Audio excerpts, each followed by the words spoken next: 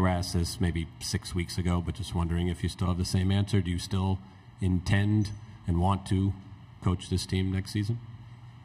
My answer hasn't changed. Have you had any conversations with Ward Manuel or any other Michigan administrators about the future? No, I have not. We just played a game. There are a lot of emotions right now at this moment for players and coaches. Did not want to lose this game tonight, but it so happened that's what happened. So we'll go back home. We always sit down and meet, me and players, and then I'm sure the athletic department want to sit down and talk, and I'm looking forward to having those type of conversations. Go on the right-hand side, second row. You guys go back to back. Go. Yeah, Juwan, with respect to how quickly this just ended and those conversations, I guess what would your pitch be to continue to continue on? Do you want to? Is it the success that you've had, or is it maybe that since there has not been success in recent years, you have a plan to change things? Well, I say this out of respect. I didn't know I was being interviewed at this time when you say the word pitch, because then that means that I, of course, have to, be able to pitch what you had touched on. But at this time, man, we lost a tough game, and this is a heartbreaker for me and my entire staff as well as players. So it's going to be tough to sleep tonight for all of us. Stay on the right side in the middle. Juwan, are you confident that this can get turned around, that you can turn this around, that you still have the pieces in place to turn it around? Well, there are going to be a lot of decisions made when the season, obviously the season just ended. We will regroup tomorrow, and we will sit down and talk as a staff on our needs, our wants, and at the same time, we're going to do a great job. I trust we will do a great job in executing that plan. And I know you've been asked this a million times too, but you still fully, health-wise and everything else, want to be back, plan to be back? Yeah, health-wise, just 2 weeks ago, I started to turn the corner and started to feel a lot better. My mobility, getting out of bed improved, sleep improved, my conditioning level as I was going through, and I still go through rehab 3 days a week, has improved. My health is truly improving day in and day out, and I look forward to coaching next year. Left side, third row. Quoted effort a lot this year from your team when discussing your future. Namari Burnett just quoted the effort of this team. At what point does the effort turn into tangible results? Well, if you think back to some adversity that we faced,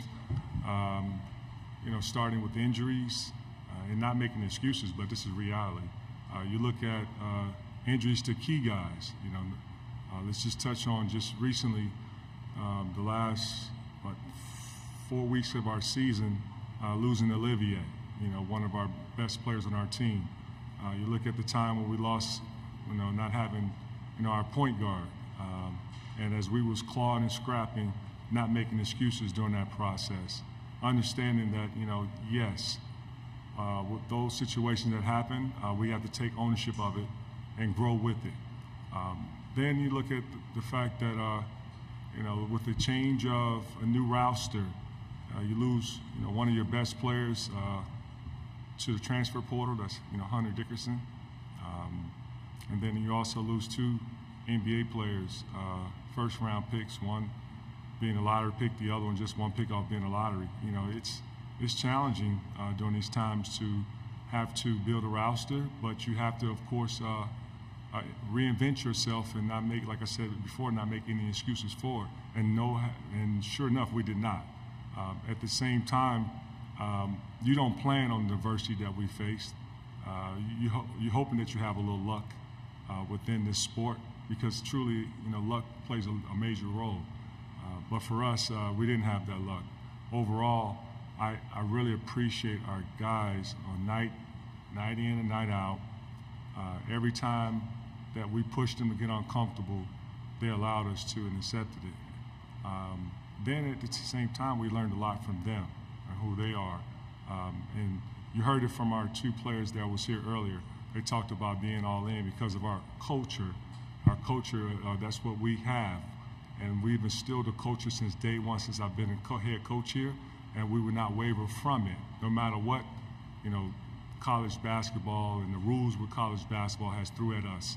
We will stick to the culture because we understand what works, and we're going to, like I said earlier, regroup when I get back, and we're going to figure out what's best for this program moving forward. We have time for two more. We'll go in the front row here in the left, and then we'll go to Andy Katz in the back. Charles Harmon, Minnesota spokesman recorder. Coach, I'm right here. First of all, we're praying for you that your health will Thank improve. you, brother. Appreciate that, man. There's 3 black coaches in this conference, and throughout the season, each one of you has been put on a hot seat by the white media. I'm hoping that you survive this, but because we know black coaches sometimes don't. Thank you. But can you speak on just the fact that the 3 of you are doing the job that you've been hired to do, representing as coaches? There was black kids in the stands today that got to see you coach, and we'll see the other 2 black coaches doing this tournament. Can you just speak on that? Well, I got into coaching because I remember how my coaches impacted me as I grew. When I touched, let's call it what it is, when I first touched campus on the University of Michigan, how Steve Fisher and his staff helped me in so many ways to become a graduate student at one of the prestigious universities, and I'm speaking of the University of Michigan. Coming from a kid from the inner city, being the first in my family to receive my degree, promising my grandmother, no matter what, my goal is to make it to the NBA and take care of our family. But I promise you, I'm going to get my education to inspire my family members and also others that come from our community, that they can do the same thing. Now, fast track, this is, I've always said to you guys, a dream job to be able to impact these young men, to encourage them, to grow with them, to teach them how to become from a young man to a man during some of these uncomfortable times in our society. I relish the fact that, there are going to always be, moments where, everyone's entitled to their opinion. I'm not going to please everyone, but I'm going to, of course, roll up my sleeve and be inspired to work hard every day to make sure that I'm responsible to do a job to help our university be proud of a winning culture. And we're going to get back to that. And that's my goal, and I'm going to stick to it. But there have been coaches that have really inspired me to go out and do something special during this college game. And I look back to the John Thompsons of the world. I also inspired by the Mike Jarvis of the world and many others. And we'll go to Andy in the back, all the way on the far right. Juwan here in the back. Kind of picking up on your answer from the question before. Whether you win 1 game or 30 games, there are always moments that every coach remembers most fondly about each team. What will be those moments that you will remember about this group? Yeah, great question. I would say on how our young men took on adversity during some uncomfortable moments, and how they, of course, rallied together during that. Because we could have easily had a team that separated themselves, because it is truly uncomfortable when you have, a plan of, you want to be dancing in March. You want to also be the last team standing. And when you don't achieve those goals, that's when, tough adversity hits. But, with our group, I've seen how the adversity where we rallied behind one another. And it started from the beginning when, when I went out with my injury, and, my players calling me and checking on me in the hospital, sending me, wonderful text messages, my staff, all hands on deck, stepping up and helping prepare our team, every day in practice. At the same time, sending me flowers, their families checking on me, making sure that my health is good. And then, you know, like, we could have easily just said, you know, this is not for us. But, you know, everything you want is on the other side of hard. And I really believe that, you know, this has been a learning year, but it's been a year that we've all has really joined together, and that's when family has been tested, and I feel family has stepped up and supported one another when family needed one another. All right. Thank you, Coach. Appreciate your time. Thank you.